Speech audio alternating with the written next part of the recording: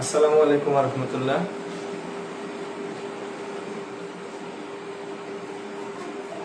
ক্লাসে যারা আছেন একটু রেসপন্স করেন যে সাউন্ড ক্লিয়ার আছে কিনা।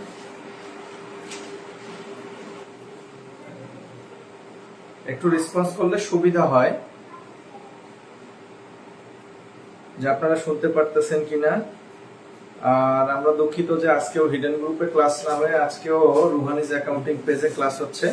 আগামী দিন থেকে ইনশাআল্লাহ হিডেন গ্রুপে ক্লাস হবে।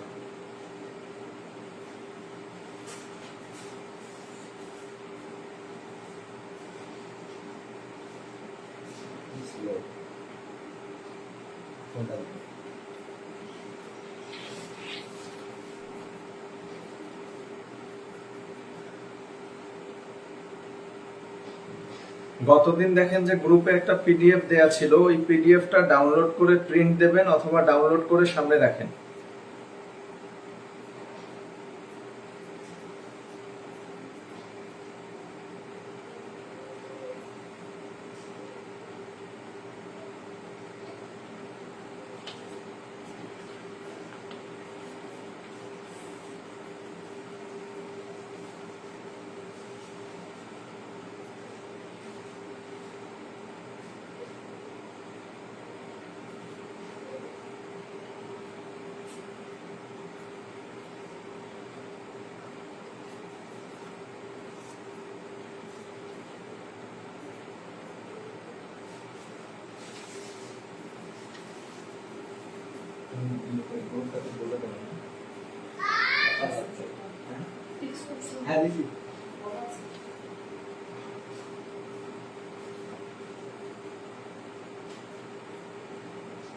শীটটা যদি প্রিন্ট দেয়া না থাকে ডাউনলোড করে সামনে রাখেন। আজকে আমরা শীট ধরে অঙ্ক করব।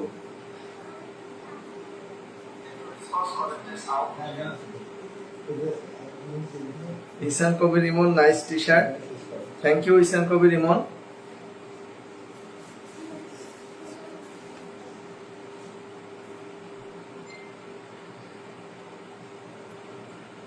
আচ্ছা দেখেন, আজকে আমরা যেটা করব খতিয়ান করার জন্য বেসিক্যালি আপনাদের কি কি আসে সেটা হচ্ছে যে অপচয় নির্ণয় করতে বলে সকল পদ্ধতিতে, এরপরে নির্ণয় করতে বলে হচ্ছে জাবেদা, এরপরে নির্ণয় করতে বলে হচ্ছে খতিয়ান।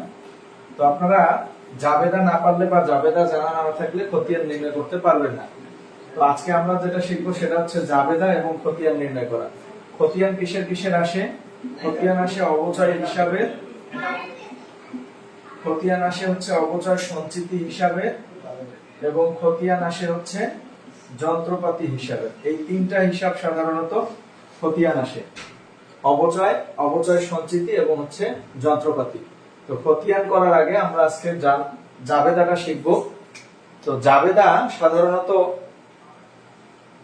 সাধারণত এই পদ্ধতিতে তিনটি জাবেদা হয় প্রতি বছরের জন্য। আপনারা যত দ্রুত সম্ভব লিখে নেবেন, আর যদি লিখে নিতে সমস্যা হয় দ্রুত স্ক্রিনশটটা নিয়ে নেবেন, তাহলে সুবিধা হবে। আর সেটাও যদি সম্ভব না হয়, ভিডিও যেহেতু রেকর্ডেড থাকবে আপনারা বারবার ভিডিও দেখবেন, তাহলে সমস্যা হবে না। তাহলে এই চ্যাপ্টারে কি কি শিখতে হয়? অবচয় নির্ণয় করা। আমরা কিন্তু আগের দিন অবচয় নির্ণয় করার পদ্ধতি আলোচনা করছি, বা আমরা জানছি যে কিভাবে অবচয় নির্ণয় করতে হয়। এরপরে হচ্ছে যে জাবেদা লেখা আজকে আমরা শিখবো। এরপরে হচ্ছে খতিয়ান। খতিয়ান তিনটা হয়, তিনটা খতিয়ান সাধারণত চায়। একটা হচ্ছে অবচয়, অবচয় সঞ্চিতি এবং হচ্ছে যন্ত্রপাতি হিসাব। তো জাবেদা দেখেন, এখন আমরা জাবেদা শিখবো। এই মেথডে সম্পত্তি ক্রয়ের জন্য 1 নাম্বার জাবেদাটা হবে সম্পত্তি ক্রয়ের জন্য। সম্পত্তি ক্রয়ের জন্য, সম্পত্তি ক্রয়ের জন্য জাবেদা হবে ওই সম্পত্তির নাম হিসাব হবে ডেবিট, আর নগদান বা ব্যাংক হিসাব হবে ক্রেডিট। আপনার যেটা ইচ্ছা সেটা লিখে দিবেন। 2 নাম্বার হচ্ছে অবচয় ধার্যের জন্য। অবচয় ধার্যের জন্য এটা হবে অবচয় ডেবিট, অবচয় হিসাব ডেবিট, পুঞ্জীভূত অবচয় বা জমাকৃত অবচয় হিসাব ক্রেডিট। এটা হচ্ছে পুঞ্জীভূত, বা আপনি লিখতে পারেন অবচয় সঞ্চিতি হিসাব ক্রেডিট। অবচয় ডেবিট, অবচয় সঞ্চিতি হিসাব ক্রেডিট। আর 3 নাম্বার হচ্ছে অপচয়কে আয় বিবরণীতে স্থানান্তরের জন্য, আমরা যদি সংক্ষেপে লিখি অপচয় হিসাবকে স্থানান্তরের জন্য বা বন্ধ করার জন্য, সেটা হবে আয় বিবরণী বা আয় সারাংশ ডেবিট, অপচয় হিসাব ক্রেডিট। এই 3টা জার্নাল সবসময় হবে। একটা হচ্ছে সম্পত্তি ক্রয়ের জন্য সম্পত্তি ডেবিট নগদান বা ব্যাংক হিসাব ক্রেডিট, এরপরে হচ্ছে অপচয় ধার্যের জন্য সেটা হবে অপচয় ডেবিট পুঞ্জীভূত অপচয় বা অপচয় সঞ্চিতি হিসাব ক্রেডিট। নাম্বার 3 হচ্ছে অপচয়কে স্থানান্তরের জন্য অপচয় আয় বিবরণী ডেবিট বা আয় সারাংশ ডেবিট, অপচয় হিসাব ক্রেডিট।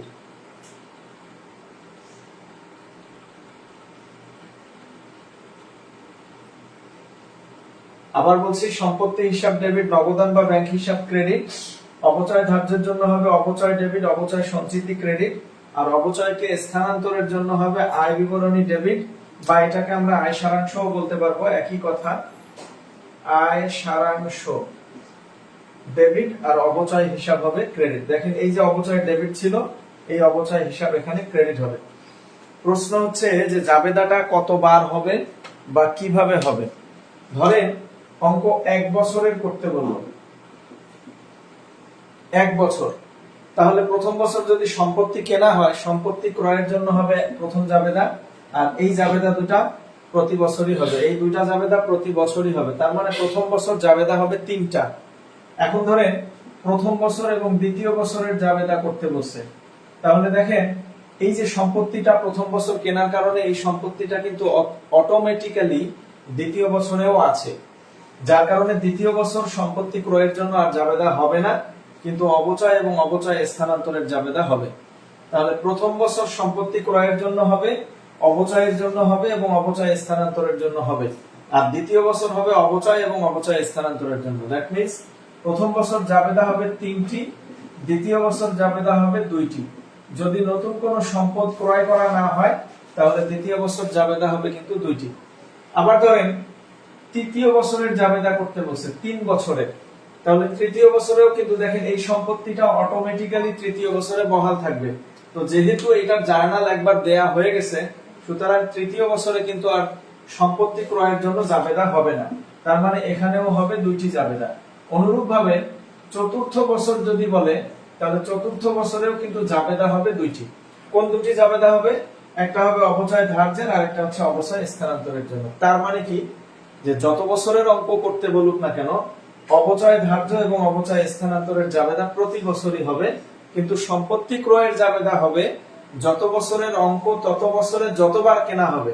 ধরেন 4 বছরের অঙ্ক, কিন্তু সম্পত্তি কেনা হয়েছে প্রথম বছর বা দ্বিতীয় বছর 1 বছর, তাহলে একটা জাবেদা হবে, পুরো আয়ুষ্কাল মিলে তখন একটা জাবেদা হবে। কিন্তু ধরেন অঙ্কটা যদি এরকম হয়, প্রথম বছরে একটা মেশিন ক্রয় করা হলো, প্রথম বছরে একটা সম্পত্তি ক্রয় করা হয়েছিল, এবং বলা আছে তৃতীয় বছরে নতুন একটি সম্পত্তি ক্রয় করা হয়েছিল, প্রথম বছরে একটি এবং তৃতীয় বছরে একটি।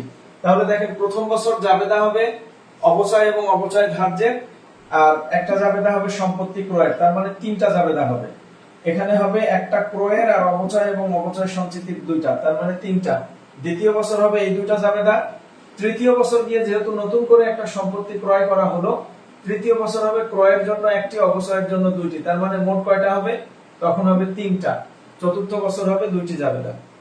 আশা করি জাবেদা লেখার সিস্টেম বুঝছেন।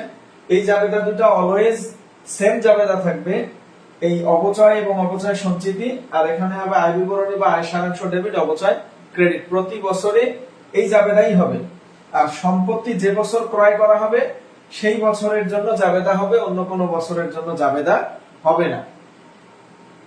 তাহলে দেখেন 4 বছরের অঙ্ক, 4 বছরের জাবেদা করতে বলছে। 4 বছরের মধ্যে সম্পত্তি ক্রয় করা হলো প্রথম বছর এবং কোন বছর? তৃতীয় বছর।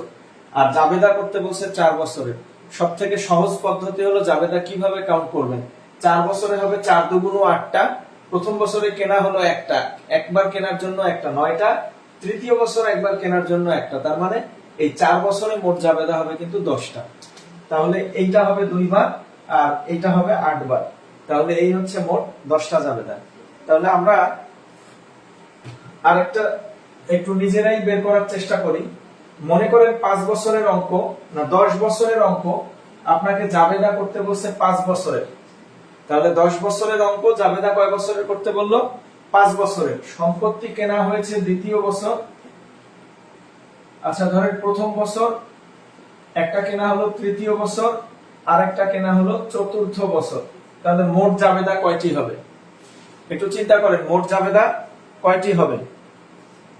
সহজ পদ্ধতি হচ্ছে, দেখেন কয় বছরের জাবেদা করতে বলছে? 5 বছরের। তার মানে 5 গুণন 2, তাহলে 5 গুণন 2, 5 দুগুণ 10টা, এই দুটার করে জাবেদা প্রতি বছরেই হবে। সম্পত্তি কেনা হলো কোন বছর? প্রথম বছর, তার মানে প্রথম বছরে হবে 3টা, এটা একটা সহ। এবার আসেন তৃতীয় বছর, তৃতীয় বছরে জাবেদা হবে 3টা, মানে একটা বাড়বে এই সম্পত্তি ক্রয়। এবার আসেন চতুর্থ বছর, একটা ক্রয় করলো, তার মানে 10 আর 3 হচ্ছে জাবেদা হবে 13টি জাবেদা হবে। এখানে 5 বছরে 5 দুগুণ 10টা, প্রথম বছর সম্পত্তি ক্রয়ের একটা, তৃতীয় বছর সম্পত্তি ক্রয়ের একটা এবং চতুর্থ বছর সম্পত্তি ক্রয়ের একটা। তার মানে 5 বছরে মোট জাবেদা হবে হচ্ছে 13টা জাবেদা হবে, 13টি।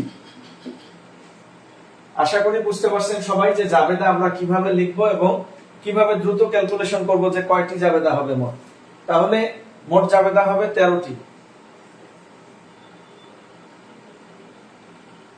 ইসলাম 13টি, ঠিক আছে, আপনার আনসার কারেক্ট।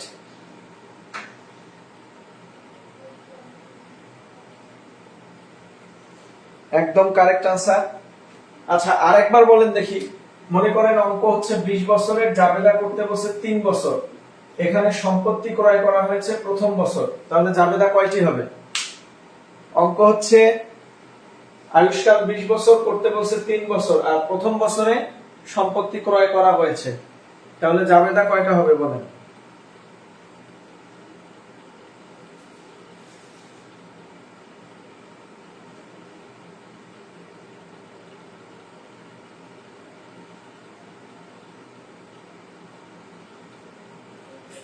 সাতটি। Answer correct.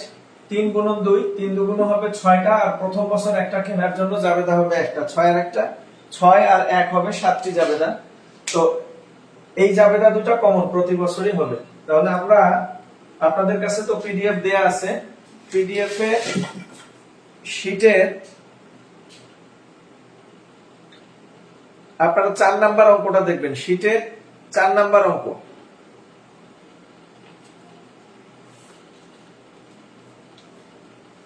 শীটের 4 নাম্বার অঙ্ক দেখেন, বলা আছে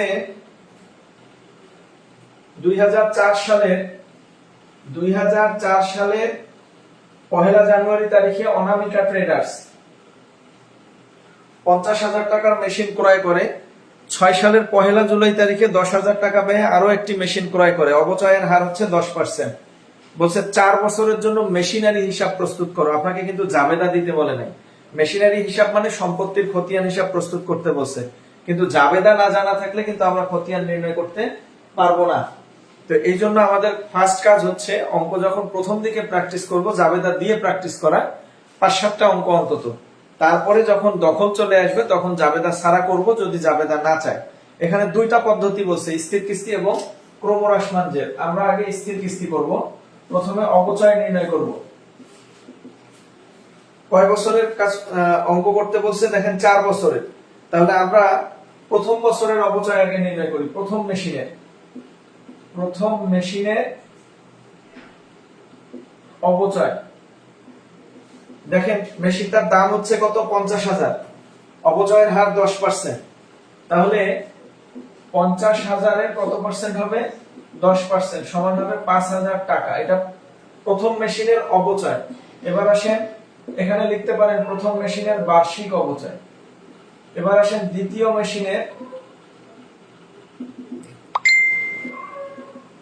মেশিনের বার্ষিক অবচয়। দেখেন নতুন একটা মেশিন ক্রয় করা হলো 1 জুলাই তারিখে 2006 মেশিন ক্রয় করা হলো জুলাই তারিখে। আচ্ছা কত টাকা? 10,000। তাহলে আগে 10,000 এর 10% করবেন, 1,000 টাকা। 1,000 টাকা 10,000 এর 10%, তাহলে কয় বছরের অবচয় বের করতে হবে আমাকে? 4 বছরের জন্য। 4 বছরের জন্য যদি অবচয় বের করেন, তাহলে সুতরাং 2004 সালের অবচয়, বলে তো 4 সালে মেশিন কয়টা ছিল, একটা না দুইটা? নতুন মেশিন যেটা ক্রয় করা হলো এটা কিন্তু 2006 সালে ক্রয় করা হয়েছে, তার মানে 4 সালে কিন্তু মেশিন একটাই ছিল এবং 4 সালের জানুয়ারিতে ক্রয় করার কারণে 5,000 টাকা।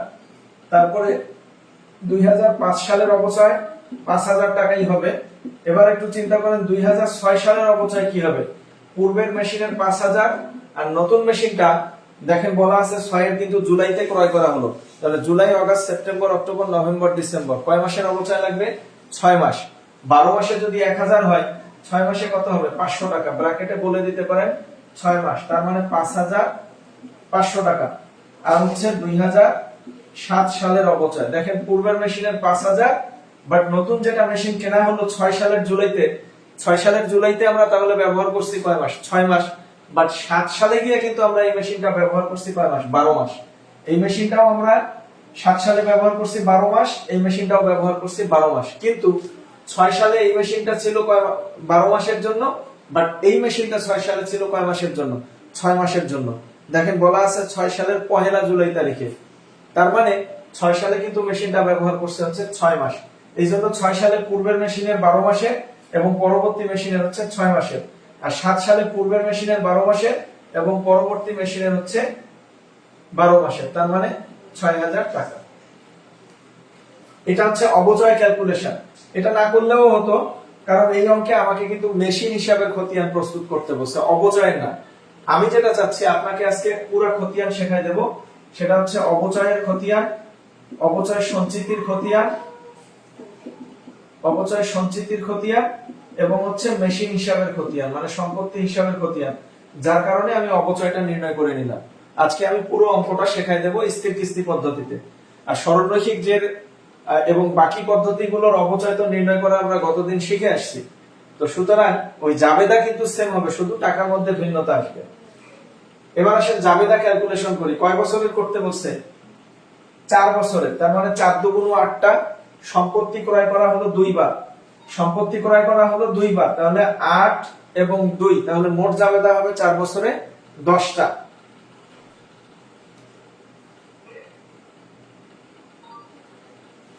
দেখেন আমরা সম্পত্তি কিন্তু 4 বছরে কয়বার কিনছি? 2 বার। জাবেদা হয় সাধারণত 3টা করে যদি সেখানে সম্পত্তি ক্রয় করা হয়।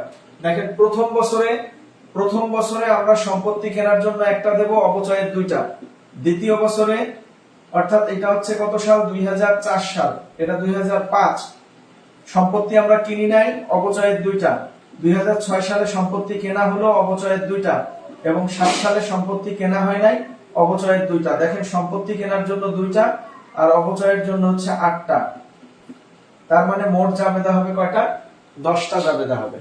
সম্পত্তি কেনার জন্য 2টা আর হচ্ছে অবচয়ের জন্য হবে 4 বছরে হচ্ছে 8টা, তাহলে 8 আর 2 মোট জাবেদা হবে হচ্ছে 10টা। আমরা একদিকে লিখে রাখি 4 সালের অবচয় কত পাওয়া গেল? 5,000। 5 সালের অবচয় হচ্ছে 5,000, 6 সালে হচ্ছে 5,500 এবং 7 সালের অবচয় হচ্ছে 6,000। আমি আবার বিষয়টা একটু ক্লিয়ার করি। দেখেন অঙ্কটাতে মেশিন আছে 2টা, একটা কেনা হলো 4 সালে আর একটা কেনা হলো 6 সালে, তাহলে সুতরাং প্রথম মেশিনের অবচয় হবে 5,000 টাকা প্রতি বছর এবং দ্বিতীয় মেশিনের অবচয় হবে 1,000 টাকা প্রতি বছর। তো আমরা 4 সালের অবচয় হচ্ছে, 4 সালে কিন্তু মেশিন একটাই ছিল এবং পুরো বছর ছিল, এজন্য এই 5,000 টাকাই। 5 সালে নতুন কোনো মেশিন কেনা হয় নাই, আগের মেশিনটাই আছে 5,000। এবার 6 সালে এসে আগেরটা তো আছেই, নতুন করে একটা কেনা হলো 6 এর জুলাইতে, তাহলে জুলাই থেকে ডিসেম্বর কয় মাস ব্যবহার করা হলো? 6 মাস, তাহলে 6 মাসের অবচয় এখানে অ্যাড হবে।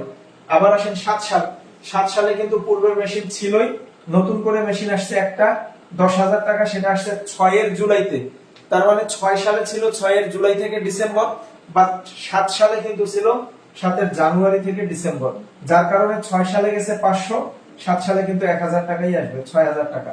এজন্য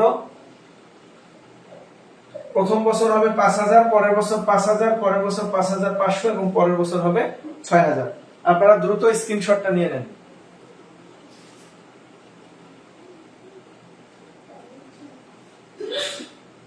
দ্রুত স্ক্রিনশটটা নিয়ে নেন।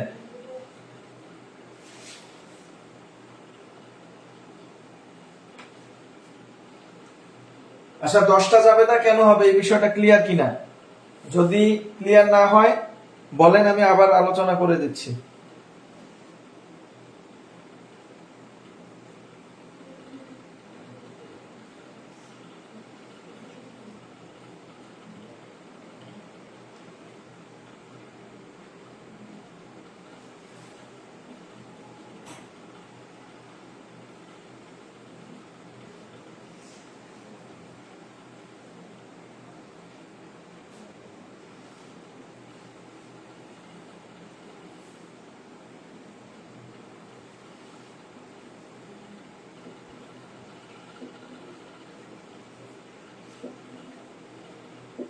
এটা হচ্ছে তারিখের ঘর, এটা বিবরণের ঘর, এটা সূত্র অথবা খতিয়ান পৃষ্ঠ লিখে দিবেন। এটা হচ্ছে ডেবিট টাকা, এটা হচ্ছে ক্রেডিট টাকা। তাহলে অঙ্ক হচ্ছে 2004 সালে শুরু। প্রথমে লিখবেন জানুয়ারি 1, মেশিন কেনা হলো, যার কারণে লিখবেন মেশিন হিসাব ডেবিট, নগদান হিসাব ক্রেডিট। কত টাকা দিয়ে কিনলো? 50,000। এখানে লিখবেন হচ্ছে 50,000 এবং এখানে একটা ব্যাখ্যা লিখে দিবেন, যেহেতু মেশিন নগদে ক্রয় করা হলো। ব্যাখ্যাটা সম্ভব হলে লিখে দিবেন। লিখে দিবেন বলতে অবশ্যই লিখবেন, সম্ভব হলে না লিখে দিলে ভালো। তাহলে লিখবেন যে মেশিন হিসাব ডেবিট, নগদান হিসাব ক্রেডিট 50,000। এরপরে লিখবেন ডিসেম্বর 31, অপচয় হিসাব ডেবিট, অপচয় সঞ্চিতি হিসাব ক্রেডিট। ব্যাখ্যা লিখবেন যেহেতু অপচয় ধার্য করা হলো। প্রথম বছরে অপচয় কত ছিল আমাদের? 5,000 টাকা, তাহলে 5,000 হবে। এবার আসেন আবার ডিসেম্বর 31, লিখবেন আয় সারাংশ বা আয় বিবরণী ডেবিট, আর হচ্ছে অপচয় হিসাব ক্রেডিট। লিখবেন যে অপচয় হিসাবকে আয় বিবরণীতে বা আয় সারাংশ হিসাবে স্থানান্তর করা হলো, এই 5,000 টাকাই হবে। এবার আসেন 2005 সাল। 2005 সালে ডিসেম্বর 31, অপচয় ডেবিট, অপচয় সঞ্চিতি ক্রেডিট। 5 সালে কিন্তু 5,000 টাকাই ছিল। আবার ডিসেম্বর 31, আয় সারাংশ ডেবিট এবং অপচয় হিসাব ক্রেডিট 5,000 টাকা। এবার আসেন 2006 সাল, আবার ডিসেম্বর 31, সরি জুলাই 1 হবে, কারণ 6 সালে কিন্তু একটা সম্পত্তি ক্রয় করা হয়েছে। জুলাই 1, আবার লিখবেন মেশিন হিসাব ডেবিট, নগদান বা ব্যাংক হিসাব ক্রেডিট। টাকা কত হবে? 10,000 টাকা দিয়ে ক্রয় করা হয়েছে। এবার ডিসেম্বর 31, অপচয় ডেবিট, অপচয় সঞ্চিতি ক্রেডিট। টাকা হবে হচ্ছে 5,000, 1,000 এর অর্ধেক 500, তার মানে 5,500 টাকা। আবার ডিসেম্বর 31, আয় সারাংশ ডেবিট আর হচ্ছে অপচয় হিসাব ক্রেডিট। এখানে টাকা হবে 5,500। যদি নতুন কোনো সম্পদ কেনা না হতো তাহলে প্রতি বছরের অপচয়ের জাবেদায় সেম টাকা হতো। এবার আসেন ফাইনাল বছর 2007, 4 বছরের কাজ করতে বলছে। 4, 5, 6, 7।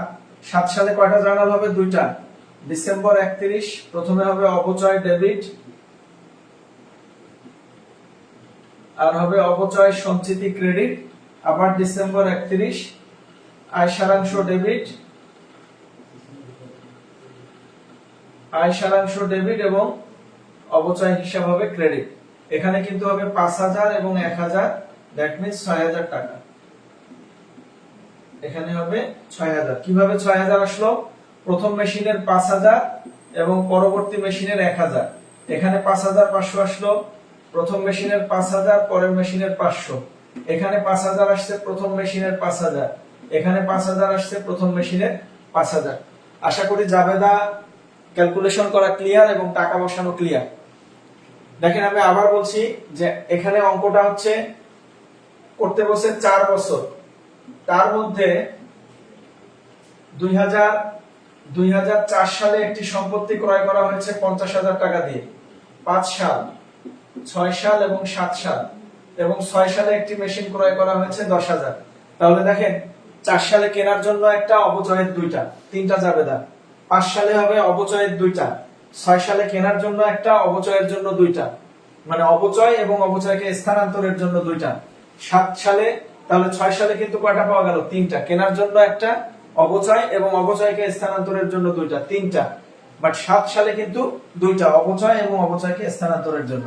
তো অপচয়ের জাবেদা অপচয়, অপচয় সঞ্চিতি, আর স্থানান্তরের জাবেদা হচ্ছে আয় সারাংশ এবং হচ্ছে অপচয়।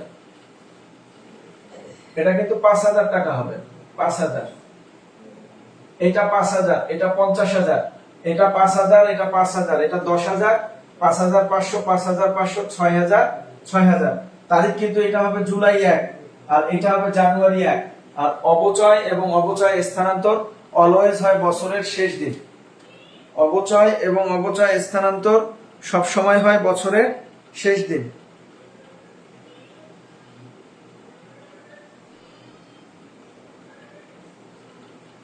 মোহাম্মদ আলামিন, আয়কর থিওরির জন্য কি করব? থিওরি সাজেশন দিয়ে দেওয়া হবে।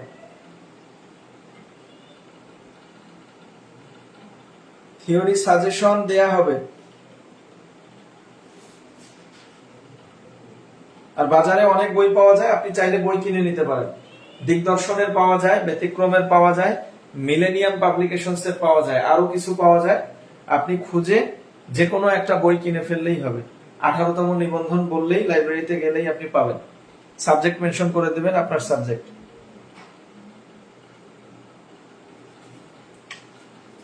জাবেদায় কারো প্রবলেম আছে কি? এখন কিন্তু আমি খতিয়ান শেখাবো, 3টা অ্যাকাউন্টের খতিয়ান।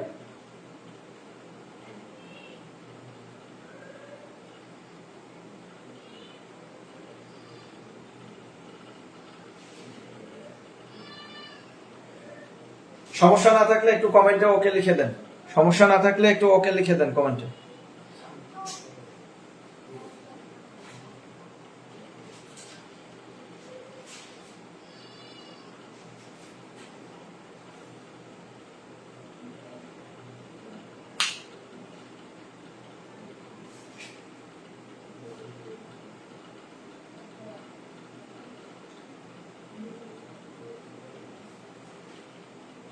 থ্যাংক ইউ, একজন ওকে লিখছেন। আচ্ছা, এখন আসেন আমরা খতিয়ানটা প্র্যাকটিস করব। সেটা হচ্ছে এই অঙ্কে মূলত এত কিছু করতে বলে নাই, শুধু মেশিন হিসাবের খতিয়ান নির্ণয় করতে বলছে। তো আমি 3টা খতিয়ানই আপনাদেরকে দেখাই দেব। খতিয়ান দুই ভাবে করা যায়, ব্রিটিশ পদ্ধতি এবং আমেরিকান পদ্ধতি। ব্রিটিশে হচ্ছে আপনার টিসক যেটাকে বলা হয়, টিসক। তো টিসকটাতে একটু বেশি লিখতে হয়। আপনারা চলমান জের পদ্ধতি করবেন, চলমান জের পদ্ধতি। চলমান জের পদ্ধতি আবার দুইটা, একটা 3 কলাম আর একটা হচ্ছে 4 কলাম। আপনারা 3 কলাম বা 4 কলাম যে কোনো একটা করতে পারেন। দেখেন মেশিন হিসাবের খতিয়ান, এখানে লিখবেন হচ্ছে মেশিন হিসাব, এটা তারিখ, তারপরে বিবরণ, এটা সূত্র বা জাবেদা পৃষ্ঠ লিখতে পারেন, debit credit, J debit credit. তো আমরা সব বছরের এক খতিয়ানেই করব। এটা হচ্ছে জে ডেবিট ক্রেডিট। এটা দেখেন টাকার ঘর আছে 1 2 3 4, এই জন্য এটা হচ্ছে 4 কলাম। আপনি চাইলে 3 কলাম করতে পারেন, জের ঘর একটা দিতে পারেন। তো এখানে দেখেন খতিয়ানের নিয়ম কি, যে হিসাবের খতিয়ান করব সেই হিসাব ডেবিট হলে ডেবিটে বসবে, সেই হিসাব ক্রেডিট হলে ক্রেডিটে বসবে, শিরোনামে বসবে হচ্ছে বিপরীত নাম। যেমন দেখেন 4 সালে জাবেদা কি ছিল? মেশিন হিসাব ডেবিট, নগদান হিসাব ক্রেডিট। তাহলে মেশিন ডেবিট, কত টাকা ডেবিট? 50,000। এখানে লিখবেন 50,000, লিখবেন 2004 জানুয়ারি 1। মেশিন ডেবিট হচ্ছে 50,000, তাহলে শিরোনামে লিখবেন বিপরীত নাম, নগদান হিসাব। ক্লিয়ার? তাহলে ডেবিট জের কত আসছে? 50,000, এখানেও বসাবেন ডেবিট জের 50,000। 4 সালে দেখেন 3টা জাবেদা আছে, মেশিন একবার ডেবিট, এরপরে মেশিন কোথাও কিন্তু ডেবিট বা ক্রেডিট কোথাও নাই। 4 সালে দেখেন প্রথম জাবেদা মেশিন ডেবিট, নগদান ক্রেডিট, তারপর আছে অপচয় ডেবিট, পুঞ্জীভূত অপচয় বা অপচয় সঞ্চিতি ক্রেডিট, তারপর আছে হচ্ছে আয় সারাংশ বা আয় বিবরণী ডেবিট, অপচয় হিসাব ক্রেডিট। মেশিন কিন্তু আর কোথাও নাই। তার মানে 4 সালের কাজ কিন্তু শেষ। এটা ক্লোজ করে দেবেন। 4 আপনি এইভাবে ক্লোজ করে দিতে পারেন, অথবা শুধু এখানে ডাবল ক্লোজ করে দিতে পারেন। এখন আসেন 5 সাল। 5 সালের জানুয়ারি 1 দিয়ে লিখবেন ব্যালেন্স বিডি। ব্যালেন্স বিডি, কারণ এই যে একটা ছিল ডেবিট জের, মনে করেন ক্রেডিট জের আছে 50,000, তাহলে ডেবিট জের 50 মাইনাস ক্রেডিট জের 50, তখন কিন্তু জিরো, ব্যালেন্স নাই, তখন আর ব্যালেন্স বিডি লিখতে হতো না। আবার বুঝেন, ডেবিট কত টাকা আছে 50,000, তার মানে জের কত আছে 50,000, এই জেরটা যেহেতু আছে পরের বছর কিন্তু ওই জেরটা থাকবে, যদি জের না থাকে সেটা আর পরের বছরে থাকবে না। ব্যালেন্স বিডি সরাসরি জেরের ঘরে বসবে, জের বা উদ্বৃত্তর ঘরে।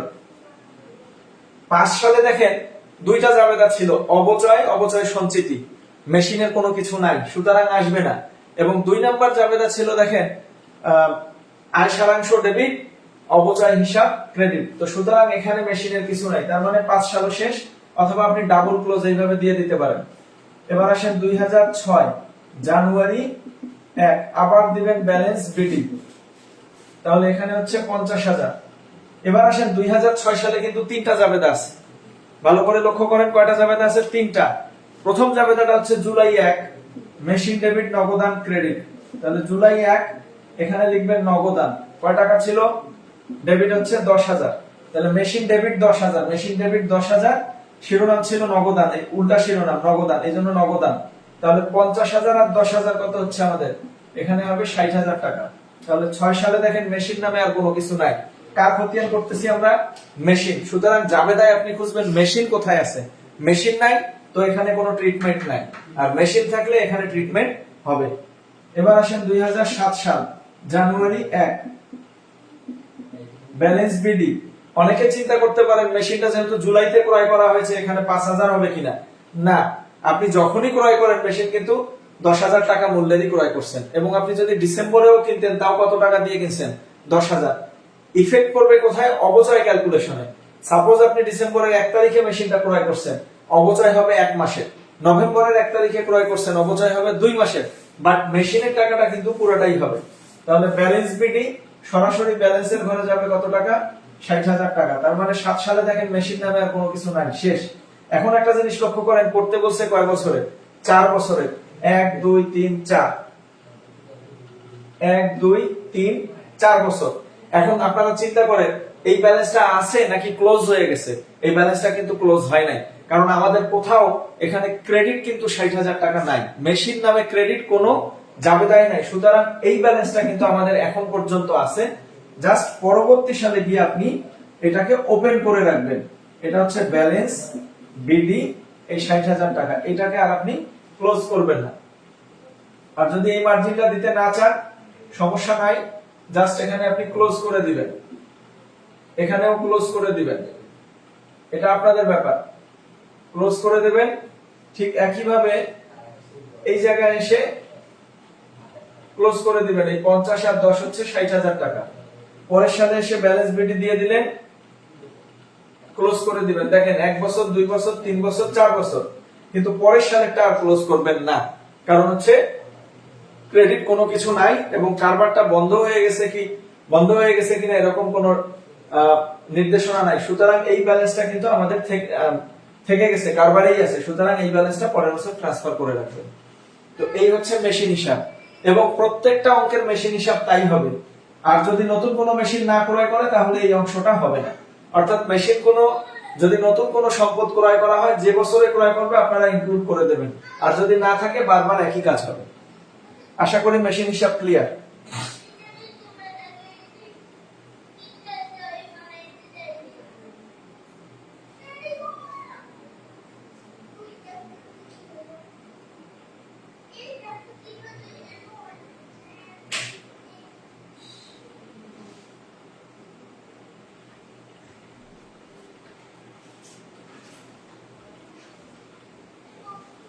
স্ক্রিনশটটা নিয়ে নেন।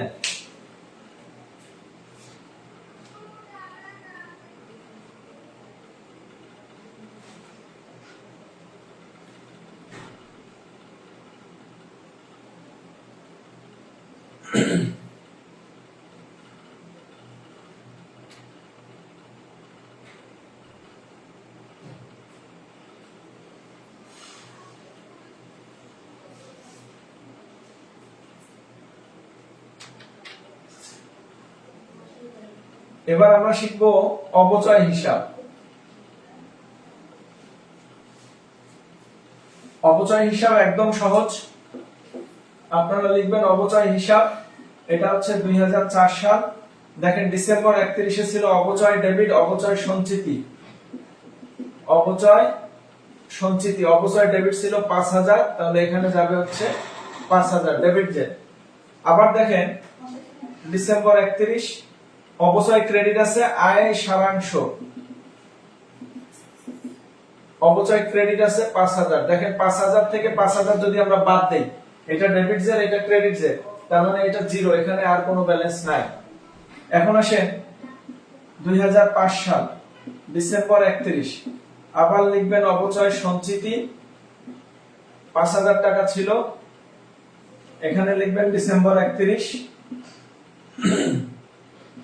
আয় সারাংশ অথবা আয় বিবরণী 5000, 5 থেকে 5 বাদ দিবেন, আর কোনো ব্যালেন্স নাই। এবার 2006 সাল ডিসেম্বর 31 লিখবেন অপচয় সঞ্চিতি। 6 সালে খুব সম্ভবত 5500 টাকা ছিল, 5500, আবার ডিসেম্বর 31 আয় সারাংশ 5500, বাদ দিলে কিন্তু জিরো। এবার আসেন 2007 সাল ডিসেম্বর 31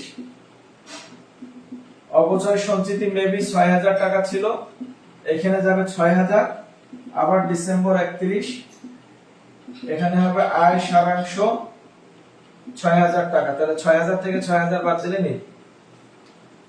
দেখেন অপচয়ের জন্য দুইটা করে জাবেদা ছিল, অপচয় ডেবিট, অপচয় সঞ্চিতি ক্রেডিট, তার মানে অপচয় ডেবিটে বসবে, নাম হবে অপচয় সঞ্চিতি।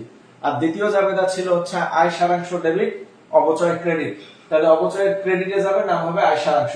তাহলে এখানে 5000 টাকা যে, আবার ক্রেডিট জের আছে 5000, তাহলে ডেবিট থেকে ক্রেডিট বাদ দিয়ে হবে শূন্য, যার কারণে এখানে কিন্তু ব্যালেন্স বেডি হয় না। দেখেন আগেরটাতে ব্যালেন্স বেডি ছিল, বাট এখানে ব্যালেন্স বেডি নাই। কেন নাই? আগেরটাতে ব্যালেন্স ছিল বিধায় ব্যালেন্স বেডি ছিল, আর এখানে দেখেন 5 থেকে 5 বাদ দিয়ে কিন্তু জিরো হয়ে গেছে, ব্যালেন্স নাই, সুতরাং ব্যালেন্স বেডিও হবে না।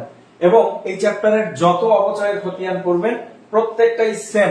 আপনারা যদি কেউ না বুঝে থাকেন, এই যে এইটুকু পড়ে নেবেন যে অপচয় সঞ্চিতি আয় সারাংশ, অপচয় সঞ্চিতি আয় সারাংশ, সেম কাজ হবে প্রত্যেকটা অপচয়ের খতিয়ানে।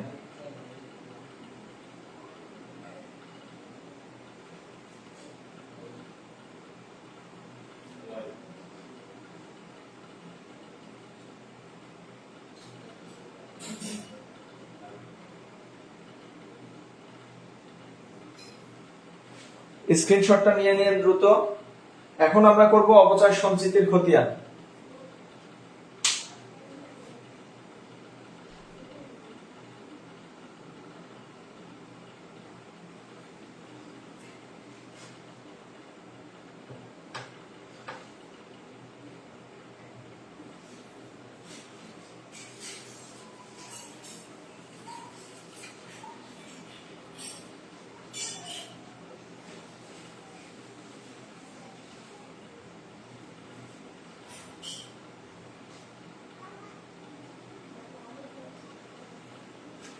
অপচয় সঞ্চিতির খতিয়ানটা একটু ঝামেলা মনে হতে পারে আপনাদের কাছে।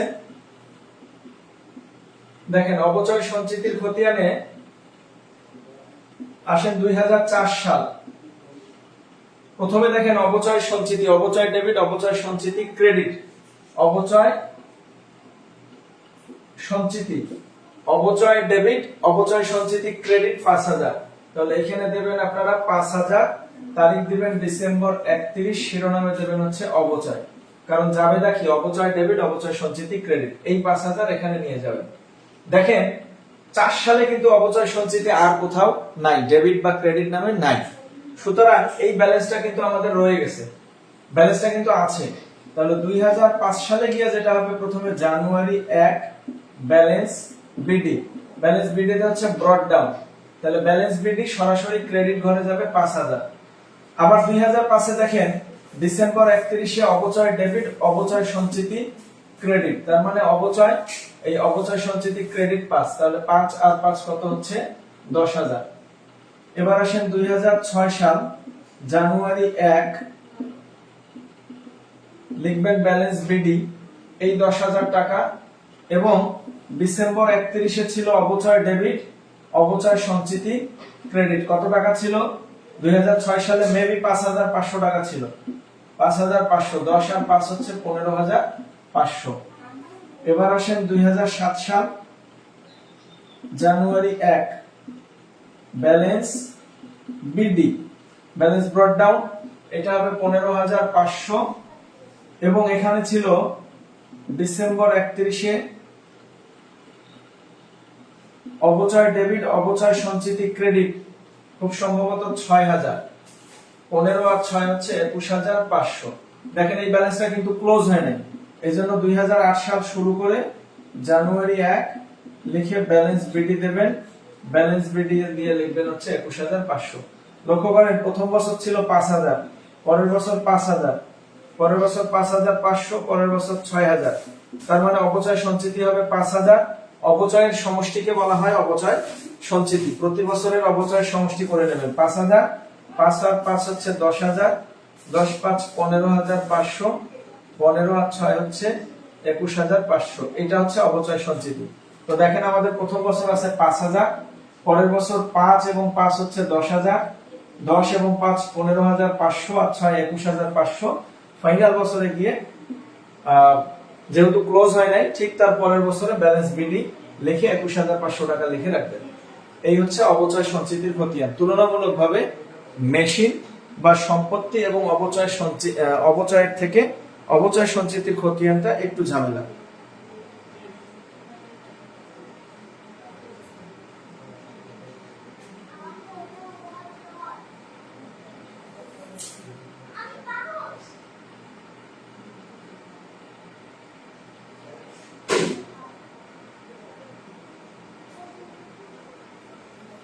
কারো কোনো সমস্যা থাকলে বলতে পারেন।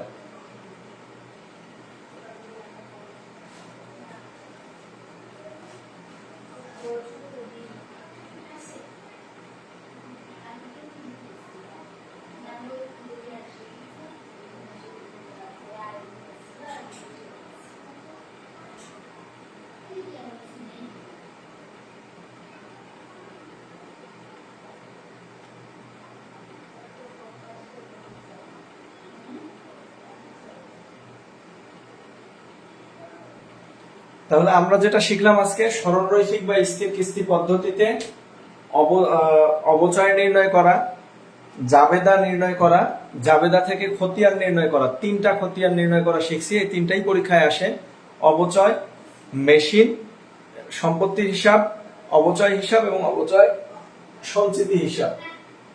এখন ধরেন যে এইটাকে যদি ক্রমহ্রাসমান যে পদ্ধতিতে করতে বলতো, তখন কি করতাম আমরা? তখন যে কাজটা করতাম, দেখেন স্থির কিস্তিতে অবচয়ের হার কত আছে? 10%। তাহলে ক্রমহ্রাসমান যে পদ্ধতিতে অবচয়ের হার হবে 20%। 20% ধরে নিয়ে আমরা অবচয় সারণীটা তৈরি করতাম। জাবেদা এবং খতিয়ান কিন্তু সেম। তাহলে এটা হচ্ছে সাল, এটা হচ্ছে প্রারম্ভিক মূল্য, তারপর হচ্ছে অবচয়, তারপরে হবে সমাপনী মূল্য। আপনারা চাইলে আরেকটা ঘর করতে পারেন, সেটা হচ্ছে অবচয় সঞ্চিতি। দেখেন প্রথমে 2004 সালে মেশিনের মূল্য ছিল কিন্তু 50000। 50000-এর 20% দেখেন 10000, বাদ দিলে আমরা পাচ্ছি কত? 40000। 2004 গেল। এবার আসেন 2005 সাল। তাহলে এই যে 40000ই এখানে আসবে। 40000-এর 20% হচ্ছে 8000, তাহলে এখানে আসবে হচ্ছে 32000। এবার আসেন 2006 সাল। এই 32000 এখানে আসবে।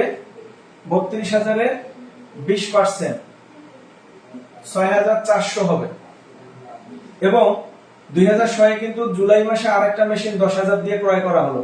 10000-এর 20% 2000, যেহেতু এটা জুলাইতে ছিল, 2000-এর অর্ধেক হবে 1000। আপনি মেনশন করে দিলেন 6 মাস। তাহলে 32000 থেকে আপনি 6400 বাদ দেন, কত হয়?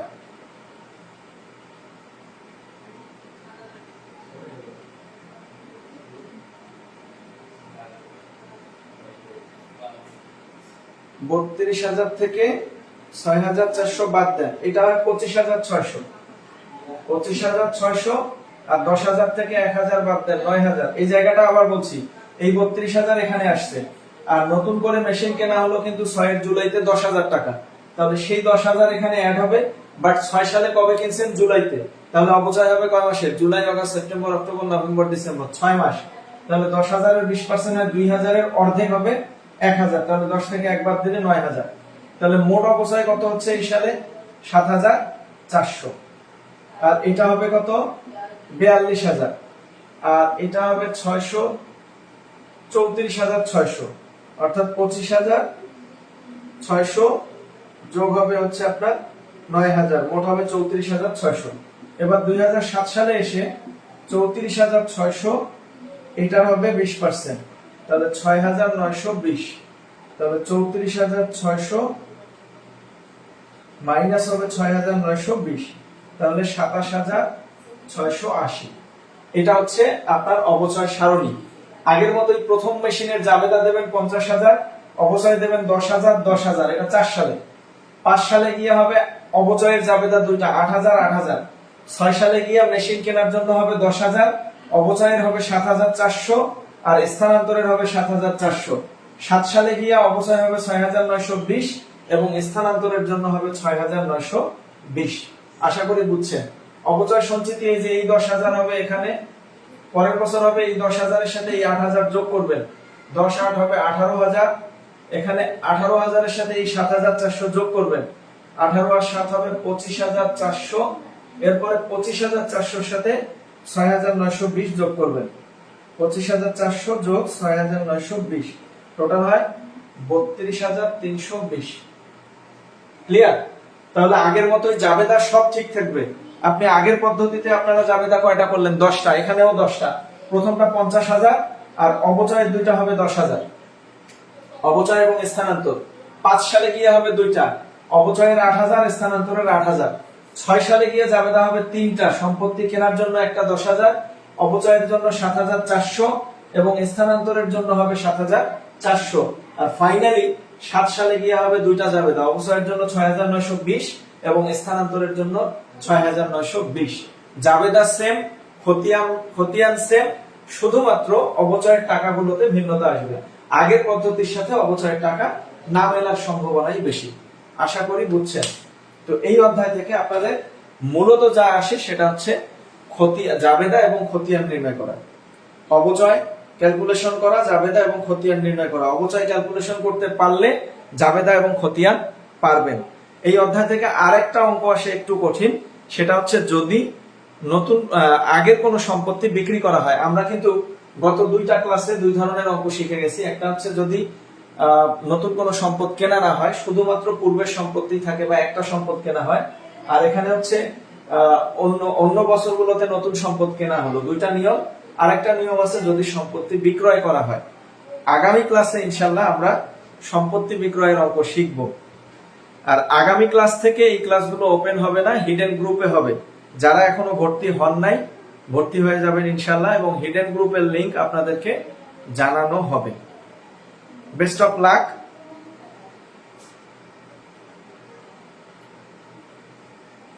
ভালো থাকবেন।